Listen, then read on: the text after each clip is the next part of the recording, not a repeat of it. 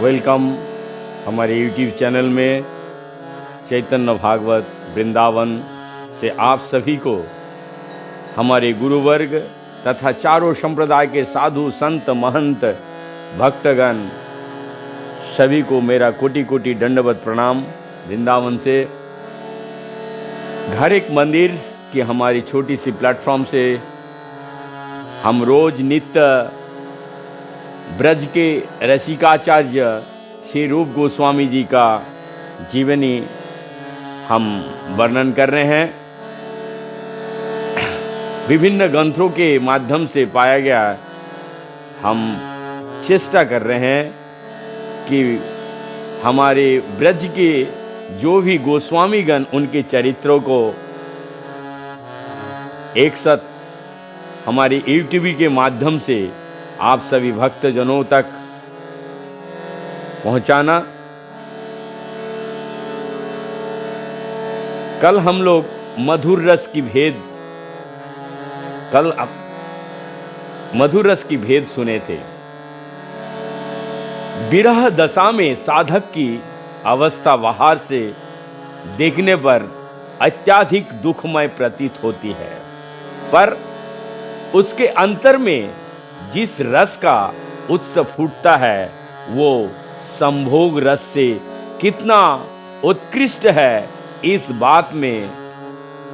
बात से जान पड़ता है कि विरह की अनुभूति प्रलय रूपी अंतिम स्वात्विक भाव की गाढ़ अनुभूति से भी गाढ़तर होते हैं।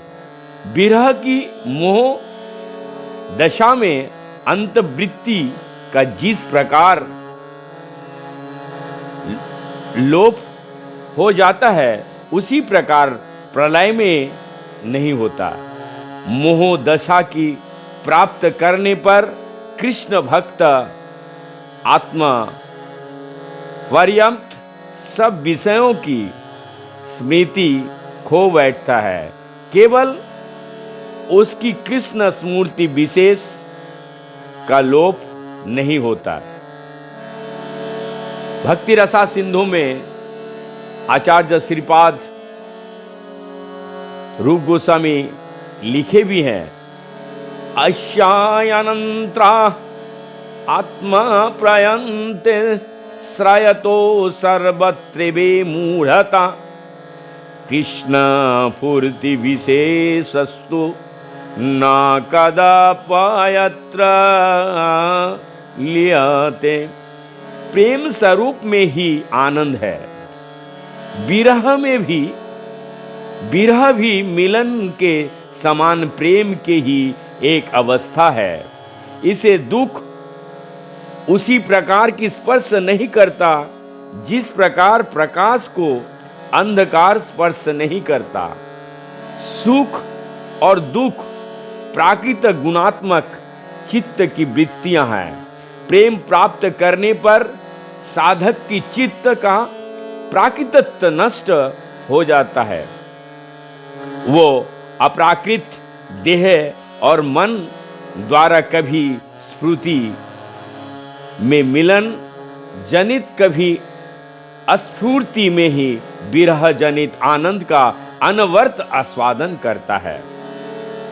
विरह जनित आनंद एक अनिर्वचनीय वस्तु है। इसमें कृष्ण के आदर्शन के कारण दुख तो होता है, पर ये दुख एक विशेष प्रकार का सुख ही है। इसीलिए इसे किसी ने विषामृत एकत्र मिलन, किसी ने आनंद का घनीभूति परिपाक कहा है। पर वास्तविकता यह है कि इसका यथार्थ वर्णन करने के लिए प्रकृत भाषा कोश में शब्द ही नहीं है। विप्रालब्ध शब्दों का अर्थ है पकारांतर से प्राप्ति। विप्रालब्ध में भी बाहर श्री कृष्ण का दर्शन ना होने पर भी अंत स्थल में उनकी स्मायक प्राप्ति हुई रहती है। बाहर ब्रह्म इंद्रिय द्वारा ही मिलन संभव होता है। अंतर में इंद्रियों से मन को मन से, प्राण का प्राण से मिलन होता है। विप्रलभ्य 4 प्रकार का है: पूर्वराग, मान, प्रवास और प्रेम वचन। प्रेम वैचित्र की परिभाषा रूप गोस्वामी ने इस प्रकार की है: प्रेम की उत्कर्षा को कारण नायिका प्रिय के सान्निध्य में रहते हुए भी विरह बुद्धि के कारण जिस आतर्किक अनुभव करती है उसे प्रेम वैचित्र्य कहते हैं। और इस दशा में नायिका नायक के गोद में रहते हैं। गोद में रहते हुए भी उसका विरह का अनुभव करती है। नायक की गुण माधुरी का चिंतन करते करते उसकी बुद्धि वृत्ति उसमें इस प्रकार लीन हो जाती है कि उसे नायक की उपस्थिति का ध्यान ही नहीं रहता। संभोग नायक और नायिका की परस्पर दर्शन, आलिंगन, चुंबन आदि से परस्पर के सुख वासनामय निषेवन द्वारा उल्लास प्राप्त भाव को संभोग कहते हैं। ये संभोग स्वसुख वासनामय काममय संभोग से भी सर्वथा भिन्न है।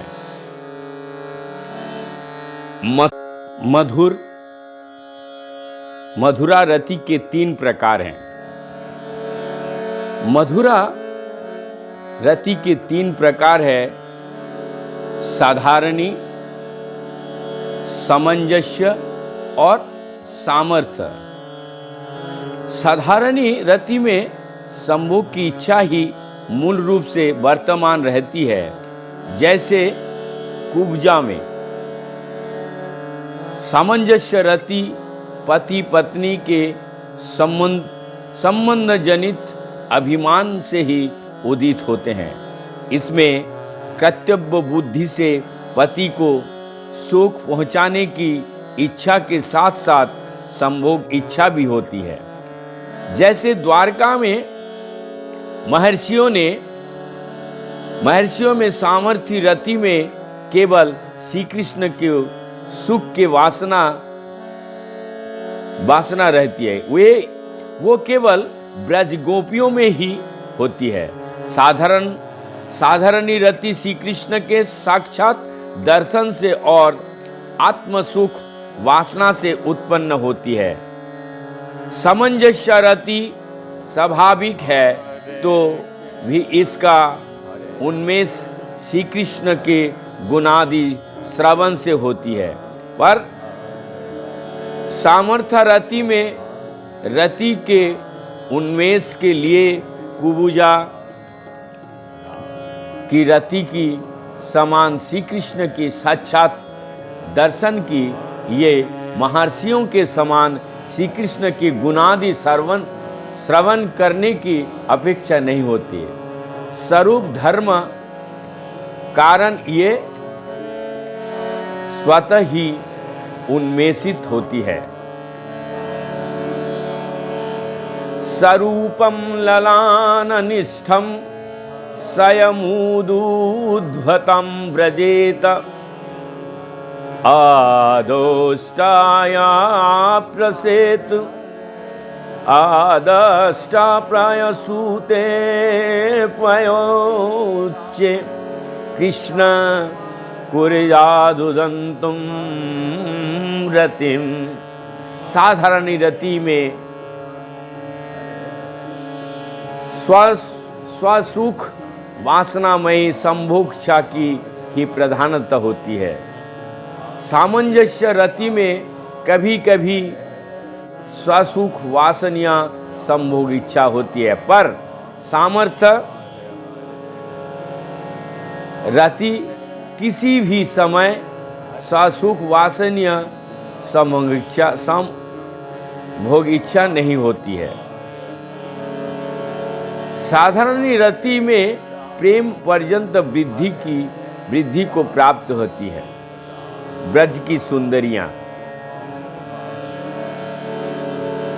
उज्जलानी नीलमणि में ब्रज सुंदरियों के 4 पक्षों का वर्णन सपक्ष, प्रतिपक्ष, स्वतपक्ष और तटस्थ। क्या क्या बोले? ब्रज सुंदरियों में 4 पक्षों का वर्णन है, सपक्ष, प्रतिपक्ष, सुतपक्ष और तटस्थ। ब्रज में श्री कृष्ण की नित्य प्रेयसियां हैं राधा, नित्य प्यासी राधा, चंद्रावली, विशाखा, ललिता, श्यामा, पद्मा, शव्या, भद्रिका, तारा, विचित्रा, गोपाली, धनिष्ठा और पालिकादि। इनमें मुख्य है श्रीमती राधा और चंद्रावली। इन दोनों में भी राधा श्रेष्ठ है। नित्य प्रेयसी में विशाखा, ललिता, पद्मा और शव्या को छोड़ सभी जुथेश्वरी है। उनके एक एक जुत में लाख लाख ब्रज सुंदरियां हैं। जो ब्रज सुंदरियां के एक ही जुथेश्वरी के जुत में अवस्थान करती है, उन्हें उसे जुथेश्वरी को सापेक्ष कहते हैं। सापेक्ष का भाव जुथेश्वरी के भाव का सामंजस्य होता है। सापेक्ष जुथेश्वरी का इष्ट साधन और अनिष्ट निवारण करती है। ललितादि राधा के सापेक्ष है। जिस सुंदरी के भाव में जुथेश्वरी के भाव से अधिकतर सामंजस्य होते हैं, पर किंचित वैजात्य होते हैं, उसे उस जुथेश्वरी को स्वोत्पेक्षा कहते हैं। जैसे श्यामला राधा की श्वेत उत्प्रेक्षा है। जो सुंदरियों के परस्पर विद्वेष भावपन्न होते हैं, उन्हें एक दूसरे के विपक्ष कहते हैं। राधा और चंद्रावली परस्पर विपेक्षा है। विपक्ष को स्वतपक्ष तथा तटस्थ कहते हैं। श्यामला राधा रानी को सुहित और चंद्रावली को तटस्थ। यहाँ यह कह देना आवश्यक जाना पड़ता है कि ब्रज की सखियां सब राधा की शाखा प्रशाखा, पत्र पुष्प तथा उनके कार्य तो रूप है। उन सब का एकमात्र काम्य है श्री कृष्ण का सुख। इसीलिए उनमें ईर्षा, विद्वेष आदि की कोई भी संभावना नहीं है, पर रस वैचित्र संपादन कर श्री कृष्ण को सुख करते के उद्देश्य से श्रृंगार रस मूर्ति परिग्रह कर अपने परिवार स्वरूप ईर्षा, विद्वेष आदि को ब्रज सुंदरियों के हृदय में निष्पक्ष कर उनमें सापेक्ष, विपेक्ष और तटस्थ आदि को स्पष्ट करता है। ईर्षा आदि यह श्रृंगार रस के संचारी भाव श्रृंगार रति को परिपुष्ट कर रस में परिणत करता है, पर ईर्षादि ब्रज सुंदरियों को ब्रह्म वित्ति में ही उदित रहते हैं। उनकी अंतवित्ति को वे स्पर्श भी नहीं करते।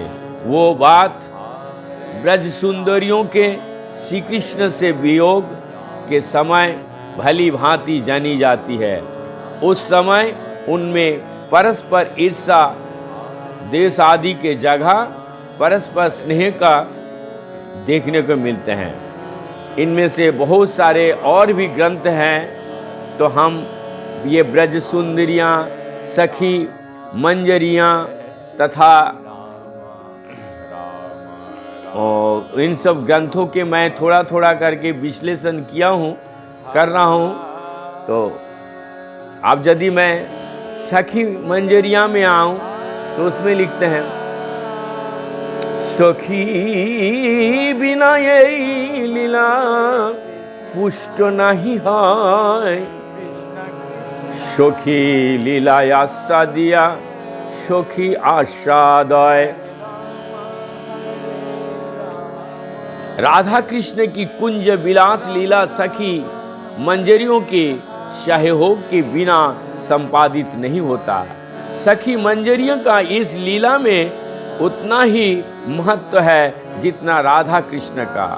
चैतन्य चरितामृत में महाप्रभु ने राय रामानंद को इस वाक्य का पुष्टि की है कि सखियां ही इस लीला के विस्तार करती है और सखियां ही इसका आस्वादन करती है। जैसे सखी बिना ये लीला पुष्ट नहीं है, सखी लीला या सदिया सखी आशादाय।